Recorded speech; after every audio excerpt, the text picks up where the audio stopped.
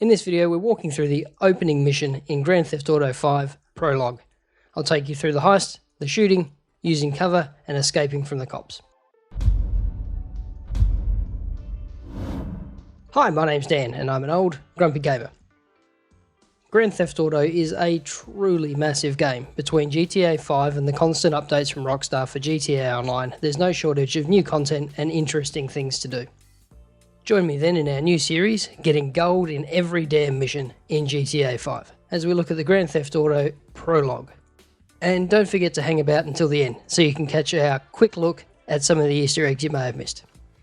Before we dive in, if you're new to the channel, we do how-to guides, news and giveaways, so consider subscribing and ringing the bell to stay up to date.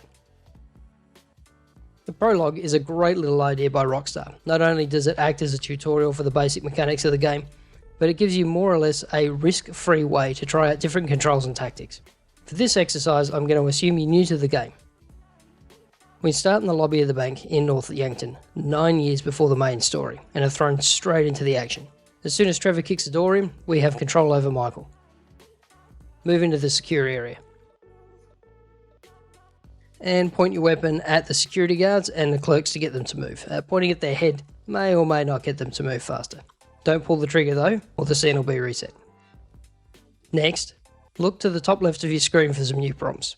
Use these to bring up your phone, enter the contact list and detonate the charges. Then head down to the corridor to the left. Typically I'm a slow and steady kind of guy, but you can safely run through this part of the level, you won't encounter anyone. Your target is the pile of cash on the trolley in the back of the vault, but don't forget to wander around and pick up some of the loose cash on the floor. As you head out of the vault, Michael will be ambushed by a security guard. Unfortunately, there's no way to avoid this. Take a look at the top left of your screen for the button prompt, switch to Trevor, and shoot the guard clean between the eyes. Again, no way to avoid this.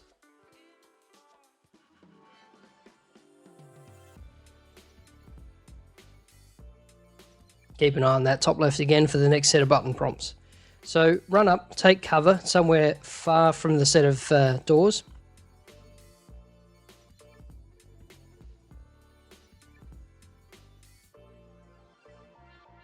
Then break cover using the same button you used to get into it. Head through the doors and over to the wall on the left.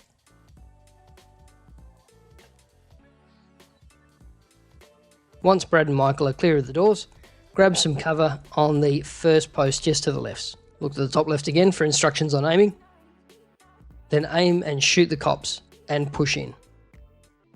Upper body shots and headshots are the way to go, but if someone's behind cover, you can shoot a foot or a hand or anything that's exposed, and that will drop them and expose them a bit more so you can get in a proper shot.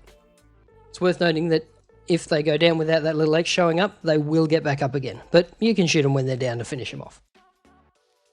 Alright, push forward as soon as it's practical, and swap to Michael and finish off the remainder of this wave. As soon as you can, move out and take cover behind the car. Don't worry about collecting money or weapons from the bodies. Keep an eye on that top left corner again for instructions on sprinting. Grab some cover behind the SUV, then start plugging the next wave. Again, push forward as soon as practical. On to the final wave. There's not much need for cover here as Trevor has most of it in hand. And finally, head over to the car, and that takes us to the first cutscene. We'll just jump right to where we take control next after Michael takes out the cop car. Look top left again for car controls. This section is really just to get a feel for driving. You're going to want to stay on the road, veering off in any direction. We'll reset this part of the mission. I know, I tried a lot. As you come to the roadblock, slow down and hang a right. You cannot beat the train, so don't worry about trying. Once everyone's bailed out, they'll start moving. Don't skip this scene, it's pivotal to later events. And after the second shot, you take control of Trevor. Duck behind the dumpster and start lighting everyone up. Watch your left flank too, there are a few cheeky boys who try to get the drop on you.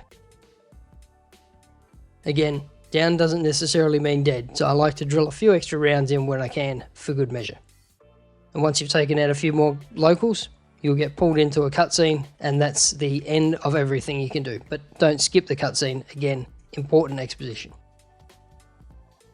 Before we get to the Easter eggs, I'd like to say a massive thank you to our Patreon backers. whose contribution allows us to keep making these videos. Patreon backers get access to most videos early, are automatically entered into exclusive Patreon-only shark card draws, receive priority responses to questions, and are invited to join any of the old grumpy gamers whenever we're playing online. Details on how to become a backer are in the description below. And while you're there, don't forget to enter our semi-regular milestone shark card giveaways. Follow us on your favourite social media platform, or visit our website for all the latest in old grumpy gamer goodness. Thanks for watching to the end. Here are a couple of Easter eggs that you might have missed.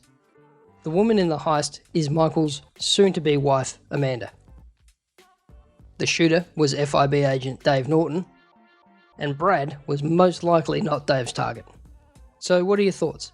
Do you have any tips for other viewers, or could this have been done differently? Leave your comments down below. And check out the video on the left for a deep dive into Brad's killing, or the one on the right for the next mission where we meet Franklin and Lamar. Stay safe, wash your hands, and we'll see you in the next video.